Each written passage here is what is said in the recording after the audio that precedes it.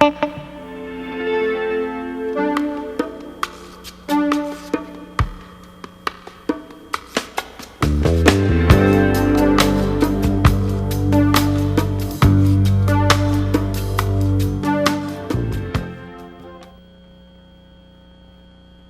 Darrell Oishi, and I am a community member of the Preserving a Recollections Committee of Maui Community College.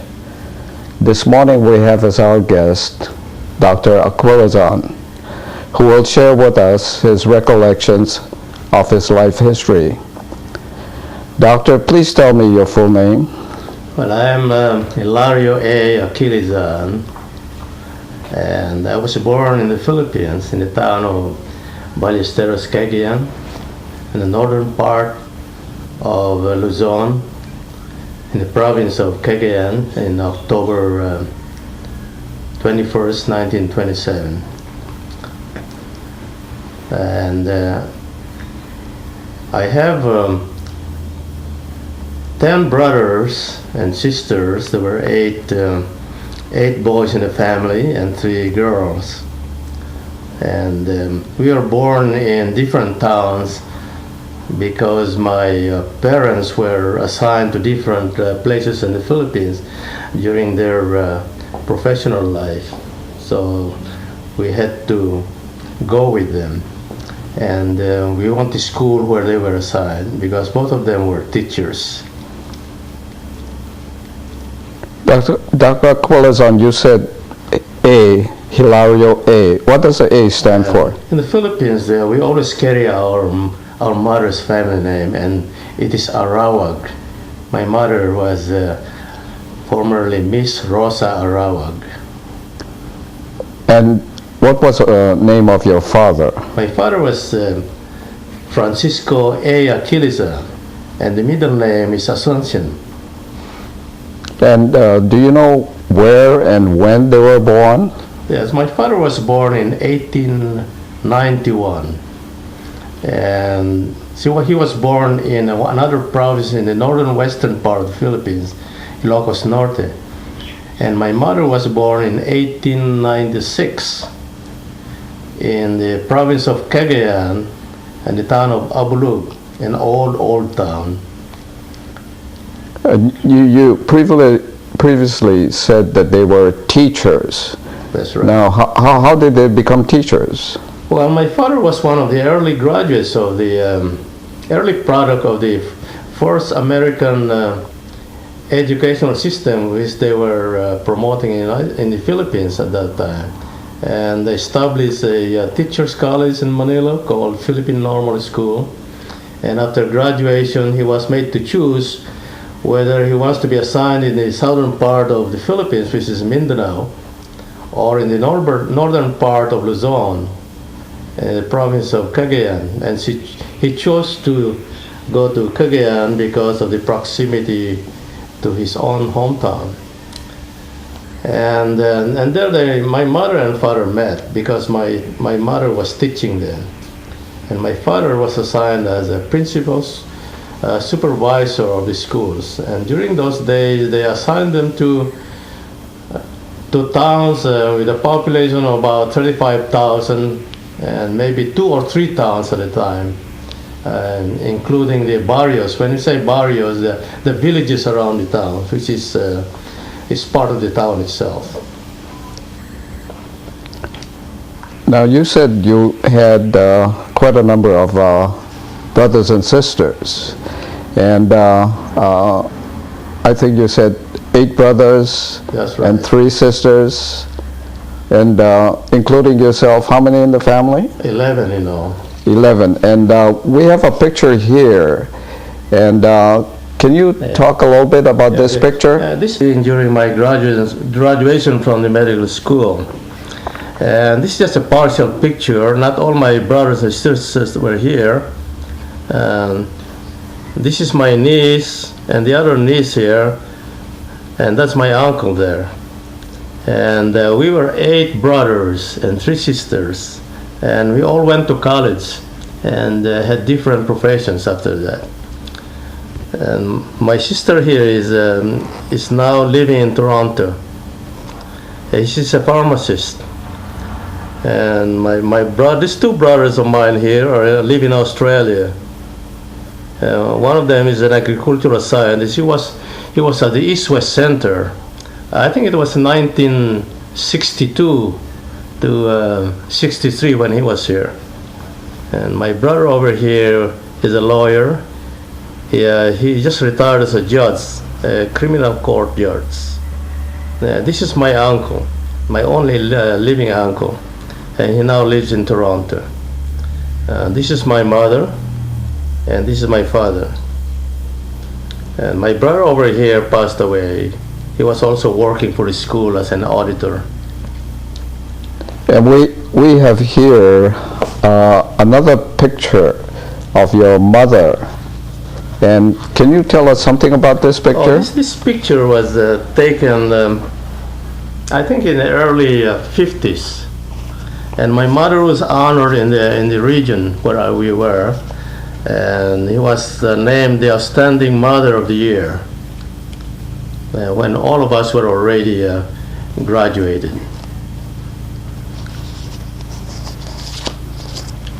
Now, you said that all of your siblings went to college, but can you tell us something about your early schooling, like elementary school?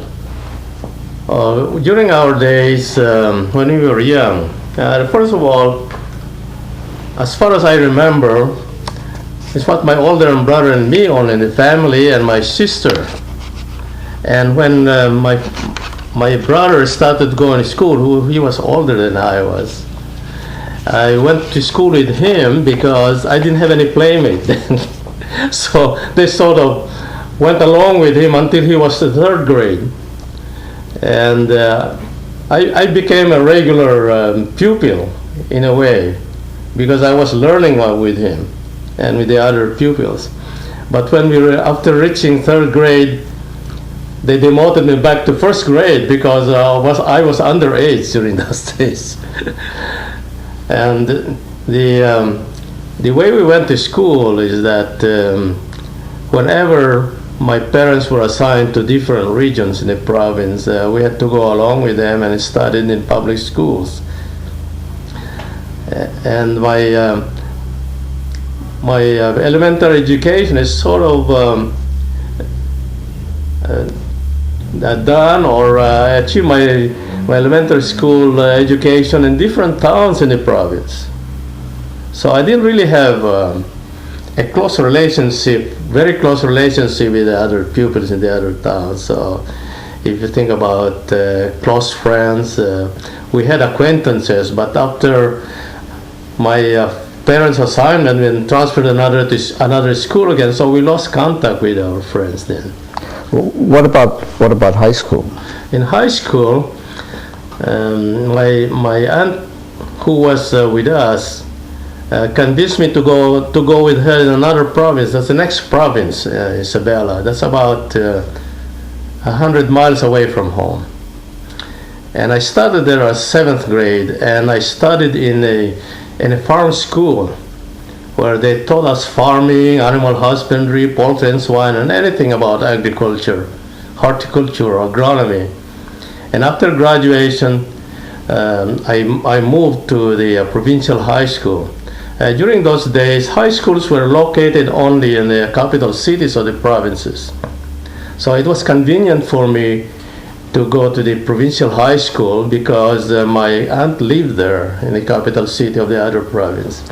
So when you were going to high school, you did not live with your family? No, we didn't. Yeah. So you lived someplace close to the high school? Yeah, I stayed away from them. And I lived with my aunt, one of my aunts. And it was difficult because I had to help and earn my way to high school. Yeah, I was telling my children how I went to school, and they didn't believe me because I have to walk more than a mile to school, back and forth, and that's 4 times a day. Why 4 times a day? Because you see, when you go in the morning and then come home to lunch and go back again, and our schedule was from 7:30 or 7 o'clock in the morning up to 5 o'clock in the evening. because we had other subjects to go through. During those days, we had different types of high school in the Philippines, and at Type A high school, like where I was going, they were teaching us not only academics but also vocational courses. So I went through all kinds of vocational courses. And I think during those days they were preparing high school students to be able to make a living after high school, because they taught us carpentry, sheet metal, automotive, agriculture, anything in the vocational courses. And I worked through my high school. I was a shine boy or do errands, and I even used to clean theaters just to see a movie. I had to wash my own clothes in the rivers, So you really supported yourself when you were going to high school? Yeah, more or less. I supported myself. I had to find money to buy the things I needed. And after high school, you decided to go on to college? Yeah, that's right. I graduated from there. My high school education was interrupted by the war. And after the war, I went back to the same school and graduated. It was difficult because there were nothing to use then. In fact, when I went there, I rode in an army truck to go to that province. Oh, I see.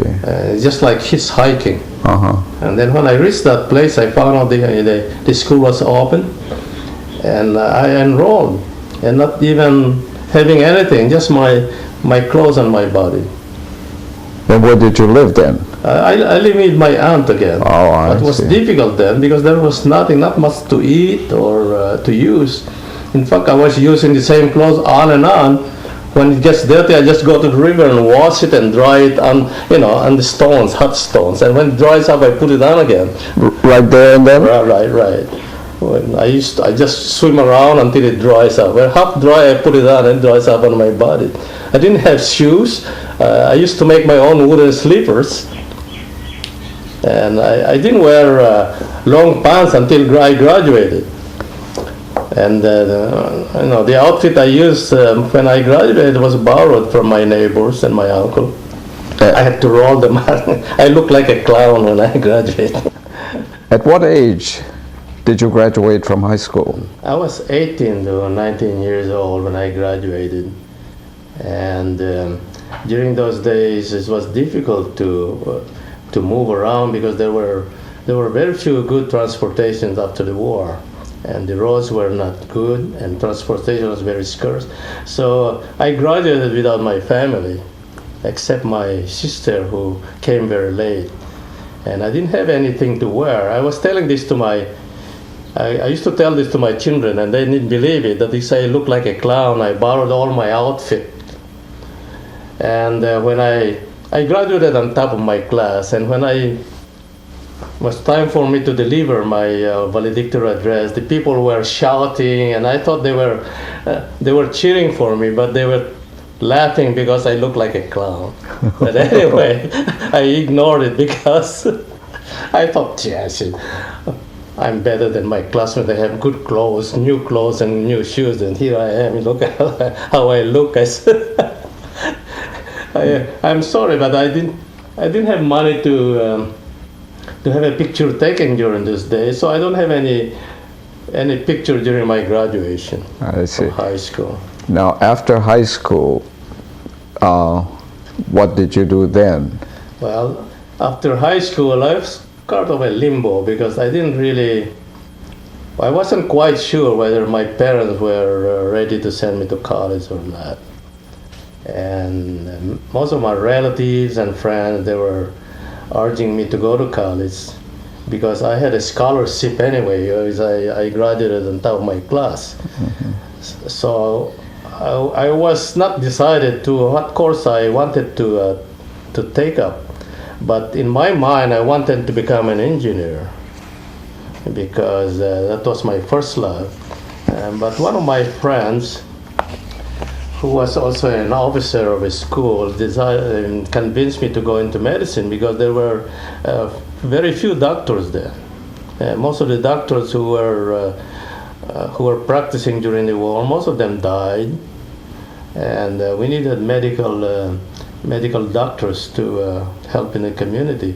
So I put that in my mind, and I went to college, taking courses leading into medicine or engineering. So most of my courses were sciences and mathematics, chemistry. And I went to the other province again. This time I went to my father's province because there was a junior college there. I see. And I was awarded a scholarship, so I went to school for free. And during my early college years, I even stayed with a relative who was running a dormitory. Her husband was the president of the college where I was going. So I worked in the dormitory, helping around, in the kitchen, setting tables, cleaning, just for free board and lodging. And that's how I went through school there. And you said this was a junior college. Right. So how many years did you go to? That was more, 2 years or more, and I finished my associates in sciences. And then I went to Manila. This was my first time to go to Manila. I've never been to Manila before. I didn't know what to go. I just went along with a friend of mine whom I met in college. And he was also going to medicine. So I said, let's go to college. So I went along with him. I didn't even know where to go. And we went to University of Santo Tomas. During those days, there were no universities other than universities in Manila. And there were thousands of students who were going to college, and the colleges were inadequate. In fact, when I took the entrance examination of the university, there were more than 3,500 entries. And we had to take the final examination, the qualifying examination. And they were, out of those numbers, they were only getting about 100 students. And fortunately, I passed the examination. I think I was number 80 during those days. And I got into the college. And you said that this was a medical college in Manila? Yeah, this is the University of Santo Tomas. University of Santo Tomas is one of the oldest schools, universities in the whole world. It was established in 1611. I think it's even older than Harvard. And this was established by the friars from Spain during the Spanish regime. And this school is where many of our leaders way back during Spanish regime went to school. And most of our students then, during those days, they go to Europe instead of United States. It was only after the war when we started coming to the United States to take our education. So at the University of Manila, this was totally devoted to studying to become a doctor. Right, yeah. And what year did you finish? I finished in March 1953. Now, is this a picture of? And this is my my graduation picture. Now, after you graduated, this is your graduation picture. Yeah, right. After you were through with the medical school, what did you do?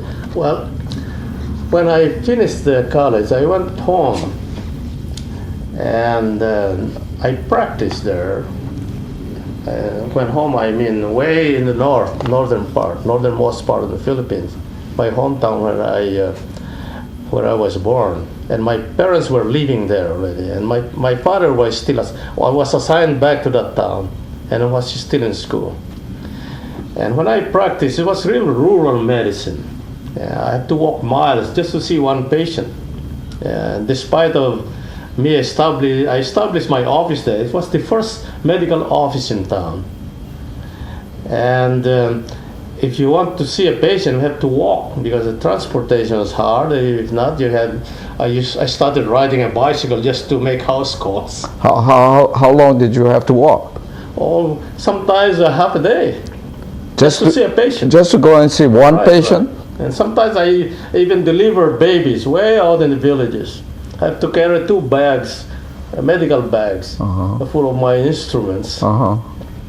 Then I did that, and there are many cases I couldn't cope with. So I was noting the idea of coming to the United States to do some postgraduate courses and go back and be able to do things that I couldn't do. And that's prompted me how to come to the United States to do postgraduate training. So, but how long did you do this rural medicine? Oh, it's about more than 3 years. And before I left the United States, I got married first, and I met my wife in the university. Now we have a picture of her here. This is the picture of my wife during her graduation. She's a nurse, and after graduation, she was returning to teach in the university. And she was teaching in university then. She was already teaching when I was graduating. And that's how we met in the university hospital. And this was in the Philippines, or right in the University of Santo Tomas. Yes. I see. She was teaching at College of Nursing. And you said that you came to the United States. When was that? That was in 1958. 1958. Yeah, that's July 1950. Oh no, later part of June 1958. And I went to Des Moines, Iowa, and that's where I applied at the Lutheran Hospital there for internship. In the Philippines, in our medical school, you have to finish your internship before you graduate. Unlike in the United States, where you graduate after your college course and then go into internship. So when I came over here, they required me to go through rotating internship again before I can get into residencies. And you said this was in Des Moines? I beg pardon? Where was this in the United States? This was in Des Moines, Iowa. Right. And what was the name of the college? The hospital was the Iowa Lutheran Hospital. I think it's part of the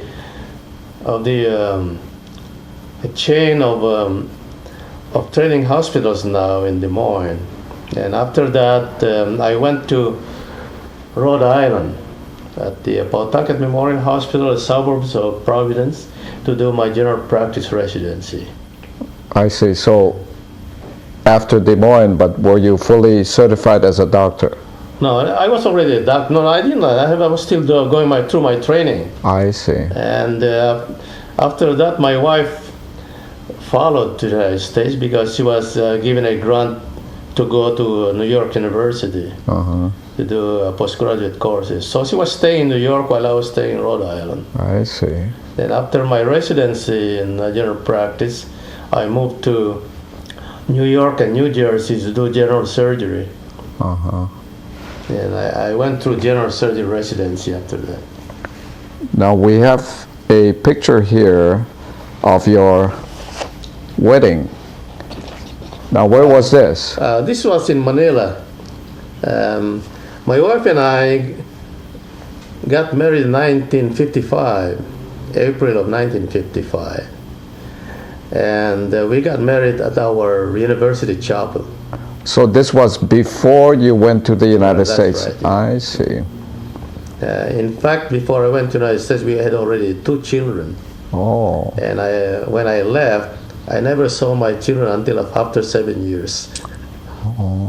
We had to take that sacrifice because we could not come home and visit our children. Otherwise, we forfeit our grant for exchange students. And we have to reapply again, which was difficult at that time. So from Des Moines, you went to Rhode Island to New York, New Jersey. And New Jersey. Right. I see. In New Jersey, I did my residency at the Middlesex General Hospital. It now belongs to the Rutgers University Medical School. I see.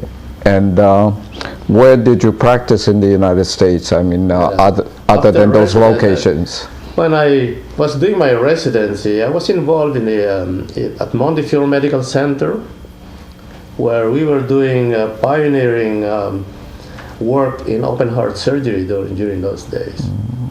and I overstayed, and I had to be granted an extension of my stay. But after the 2 years, they asked me to go home and come back. Otherwise, I might be subject to deportation. I see. So you went back to the Philippines, Right. and then went back to the United States. Right, yeah. And what year was this? Well, when we went back to the United States, that was in 1964, and we were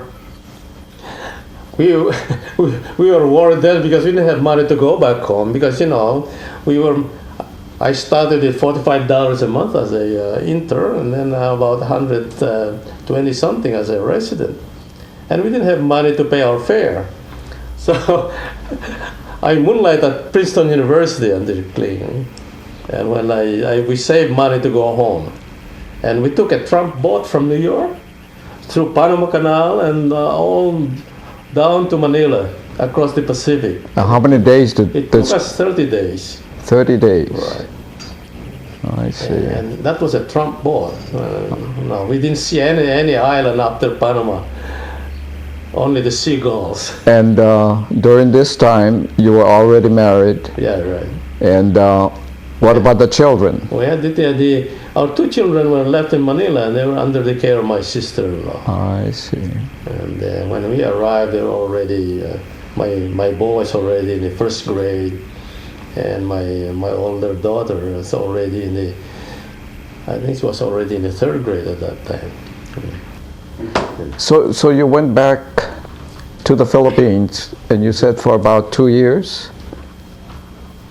What did you do in the Philippines at that time? In the Philippines, when we arrived, I had a dilemma how I was going to support my family, because I had to set up practice.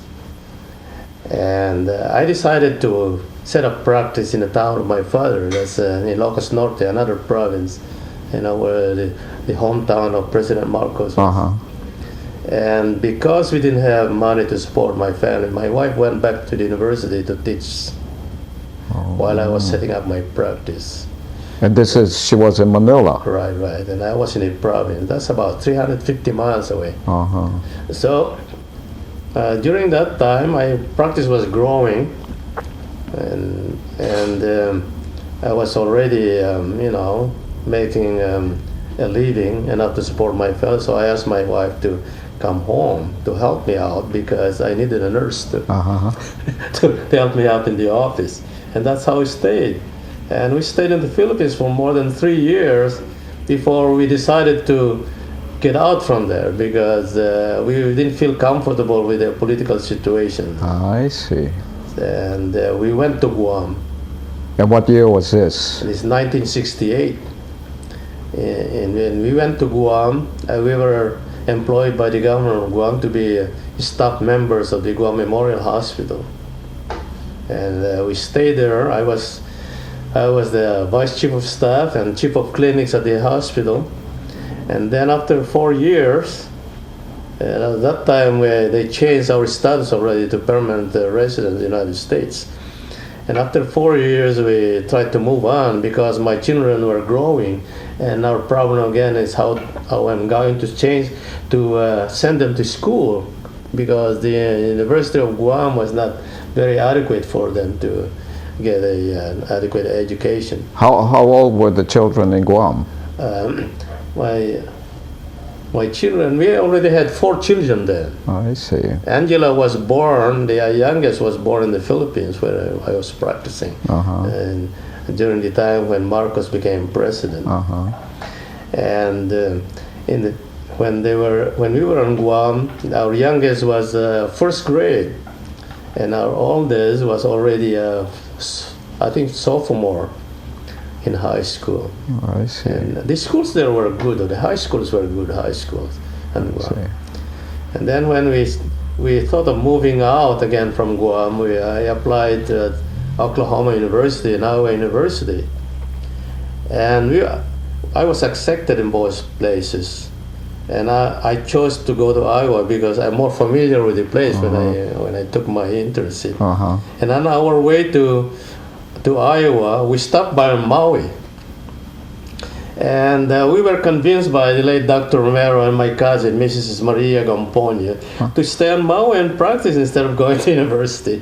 So we knew it over and we decided to stay. That's how we came to Maui.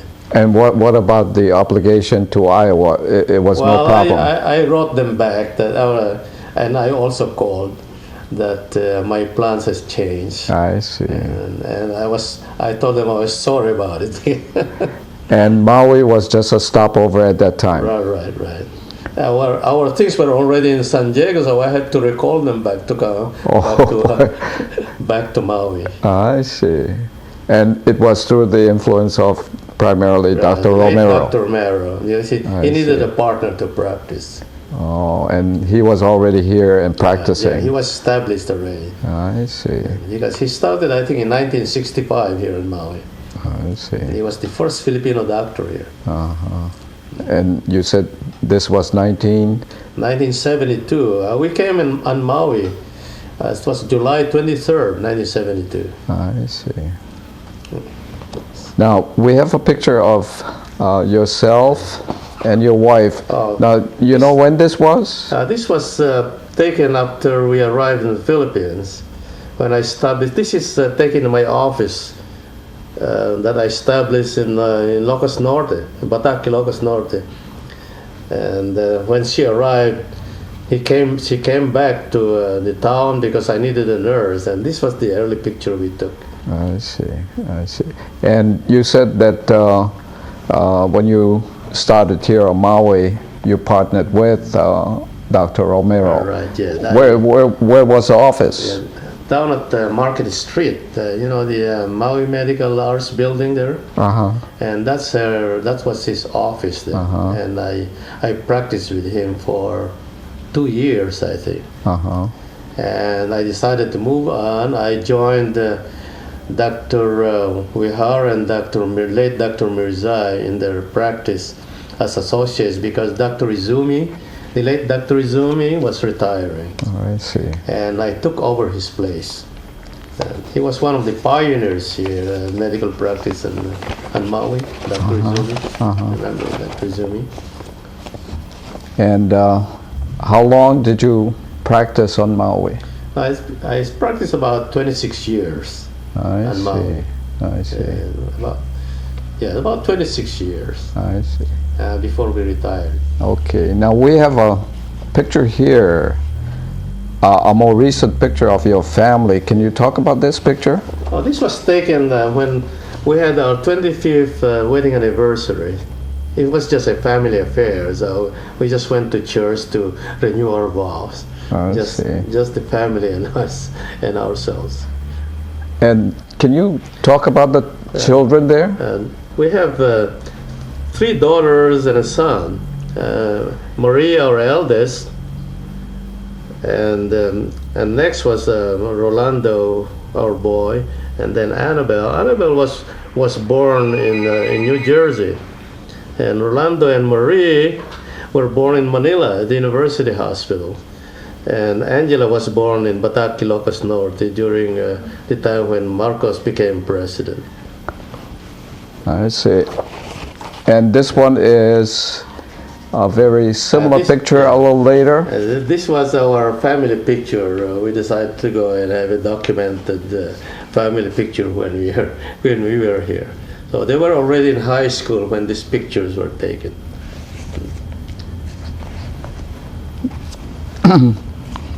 Now, there's a picture here of some people who are much younger. What about this one? These are the picture of our grandchildren.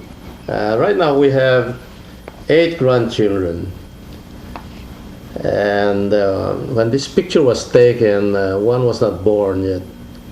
It's a girl. So now we have 8 grandchildren. Our eldest grandchild now is graduating this June from high school.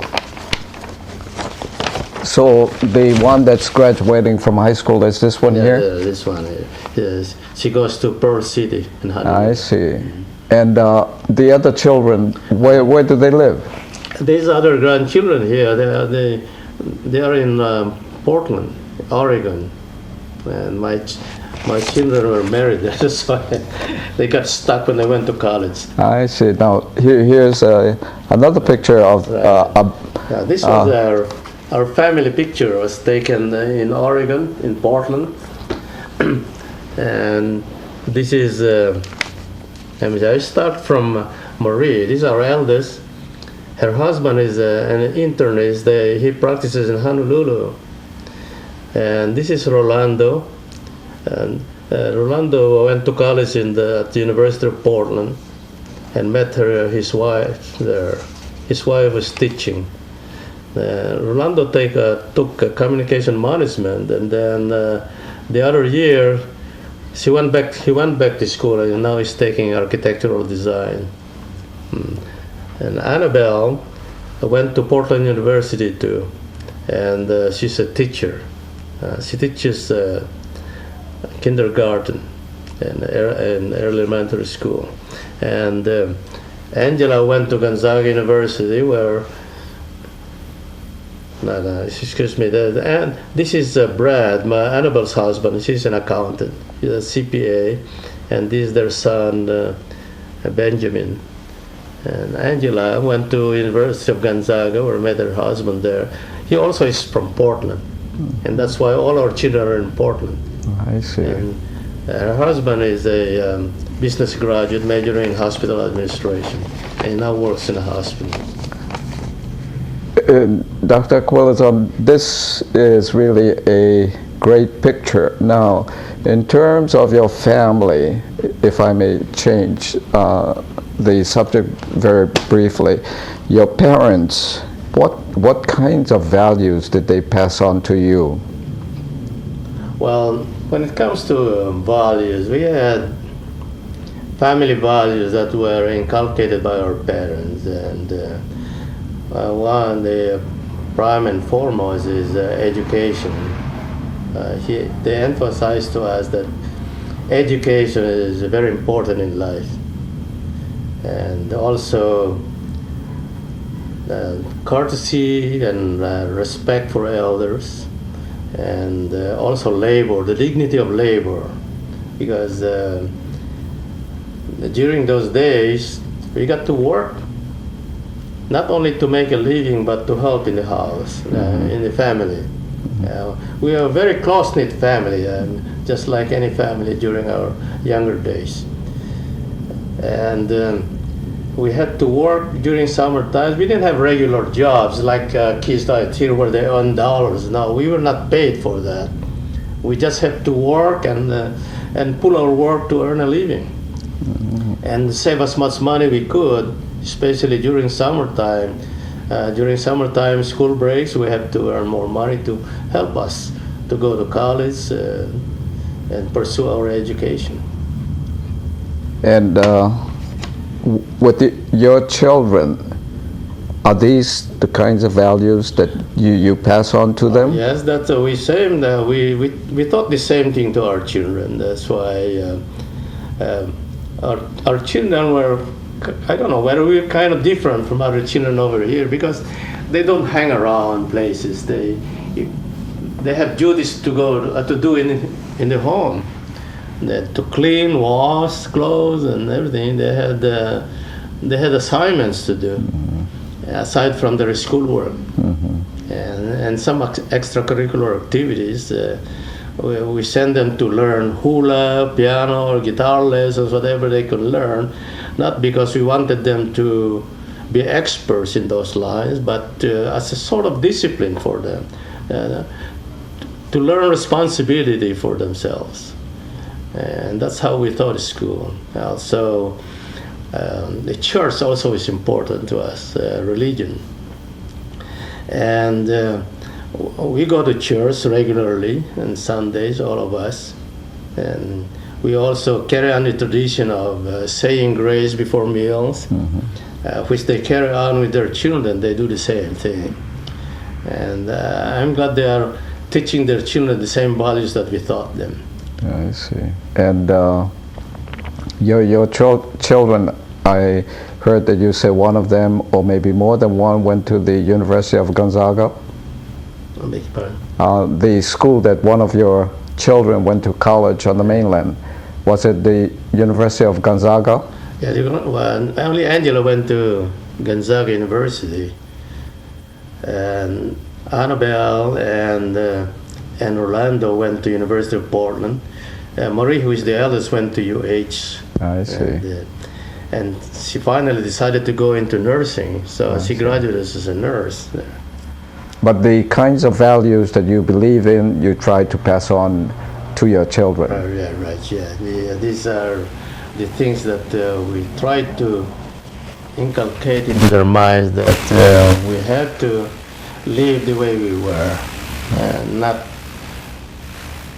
abandoning the old school that we went through. Of course, we didn't inhibit them to do the same things as other children here in the community that we permit for them to do. But we always emphasize to them the family values. Now I see here a great picture of one of your family members. Can you talk about this? This picture is the family of our youngest daughter. This is Angela, and this is Fred Winters, her husband, and they have 3 children now. And Fred is a graduate of business college and Gonzaga, and majoring in hospital administration, where he works in the hospital right now. And they live in Portland. I see. Because Fred is from Portland too. I see. And what about your daughter? So my daughter went to Gonzaga University, where she met her husband.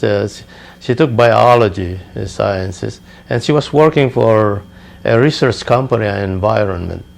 But her husband, when she started having small children, her husband told her to stop working because she has to take care of the kids. I see.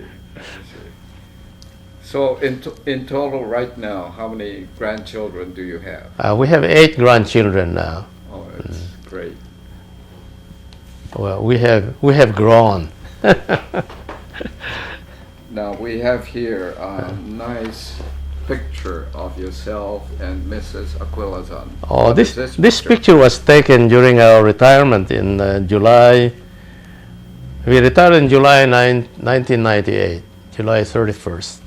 And they gave us a surprise party in October. And we didn't know about it. They really surprised us. They invited us to a brunch, and we went there. And when we got in the Maui beach, there were so many people there. And I said, we are in the wrong place. I think there's a hospital party here. I said, because there were many doctors and nurses there and hospital personnel. And they pushed us in, and it was really a surprise. So this was a totally surprise party for you. Yeah, right. It was really a surprise. We didn't know. It's a good thing we were dressed. And this picture here is the... This is my picture. They asked me to pose with a new nameplate there. Somebody gave that to me, and it says there, S.A. Aquilizan, MD, retired. Oh. So I said, retarded.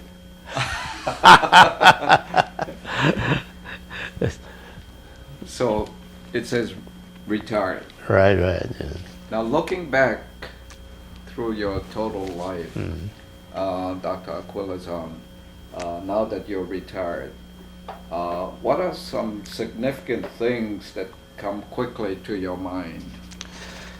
Well, when I graduated from medical school, I was probably a little bit idealistic, and I wanted to help the community where I came from, and I practiced because the other doctors were old already, and I was the first graduate in town after the war, and I was really busy. I worked day and night. Even in inclement weather. There were times when there were even typhoons. I get called to see a patient or deliver a baby. Even the branches of the trees are falling on the streets.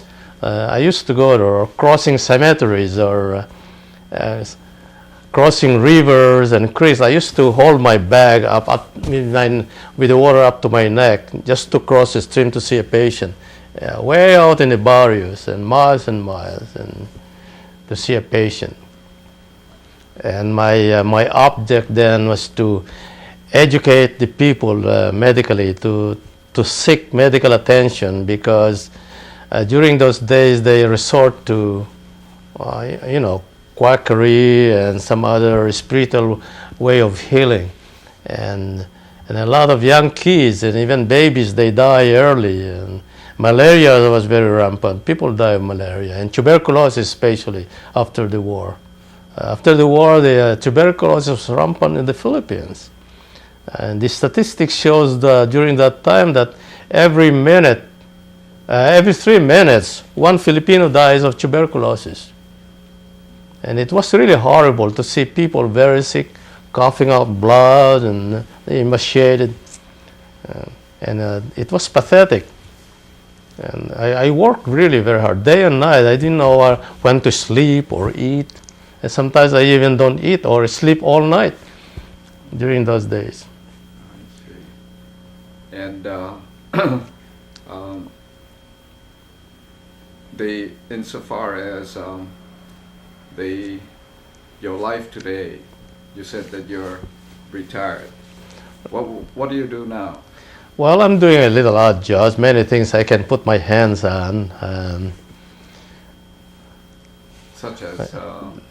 No, the thing that I have in mind is to relax. After 46 years as a doctor, I thought probably it's about time for me to enjoy myself. I've never enjoyed myself or my family.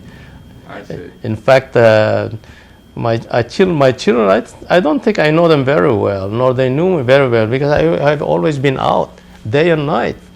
And when I wake up here, they're already asleep. They're still asleep, and I go out to make rounds and go to the office. And most often I come home, they already finished their assignments. And we thought of, staying up until I come home to eat dinner together, because that's the only time we could be together. And also going to church. And it was difficult for me to get acquainted with my children. I've never remember bringing them to the beach. I remember bringing them to dinner every now and then, just so to be with them.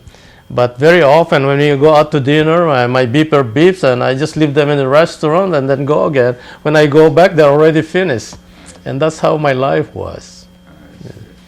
So you really have earned your retirement? Well, I sort of. I visit my family, my friends, and relatives that are close to us, and go to some places to enjoy a quiet vacation sometimes. If I may ask, Dr. Aquilizan, how old are you now? Oh, I'm already 73. You're 73. Right. Now, in your present position now, what do you think is important in life? I think the important things in life is to live the fullest you can, not only for yourself and your family, but I think you should also live with other people. Sharing is very important to me. You should not only share material things, but your caring and your love with other people. That's why I'm very thankful for the people of Maui. This is probably my opportunity to thank the people of Maui for having accepted us in this community. They share their camaraderie with us, their aloha, and made us belong to this community. And they made us feel part of the community. And we are very thankful to that. And also we feel we belong to this community. This is our home now, and there's no other place where we think it is our home. And the Philippines is that far out already in our minds, because we have been there away from that place for many, many years. And also my children, they consider Maui their home. That's why we decided to stay here in retirement, because they say we have no place to go home to. And Maui is the place they say is home. So really, as you reflect back, you are headed from Guam to the mainland. You stopped over on Maui by chance, and Dr. Romero convinced you to stay on Maui. Yeah. You think this was the right decision? Well, I think it was I would say not only the right decision, I think the better decision to stay on Maui, because I sort of want to be with the people in the community, not going to university and probably live in anonymity there. So, Dr. Aquilizan, is there anything else that you'd like to share with us this morning? Well, thank you very much for giving me this chance of interview. I don't know whether I'm qualified to be part of the history of Maui, but being part of the Maui community now and the people, I think I've expressed my feeling about the community where we live. This is our home, and I thank the people of Maui for having accepted us and be part of the community. We have so many friends in the community, and everywhere we go, they always recognize us. And that recognition on us as being part of this community is something we cannot buy in any amount of dollars. And does your wife, Mrs. Aquilizan, concur with this? Oh yes, we feel the same way about it. That's why we love Maui. Very good. Well, Dr. Aquilizan, thank you very much in sharing your recollections with us today. Your willingness to reflect on your past is deeply appreciated. Thank you very much. Oh, thank you very much for coming. Thank you.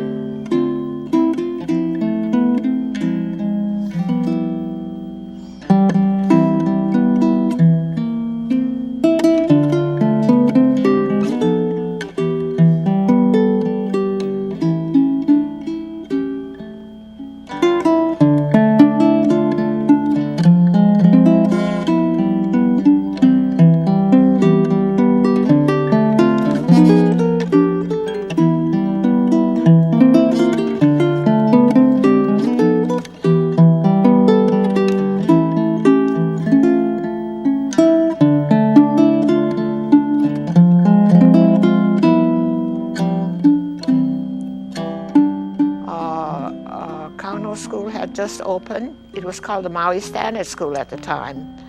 And those of us who took the test, who were eligible, that is, the school was open for the 7th and 8th graders. And I'm not too sure about that now, but we had to take a test, and to pass the test, and it was called a English Standard Test, and we all went there. From there, we went to Maui High School. Before you go on, you brought this with you. I don't know how much of this we can capture on the camera, but tell us quickly what this is all about. All right, this is, this is Camp 1. This is Sprecklesville Camp 1, and this is the road leading to Paia.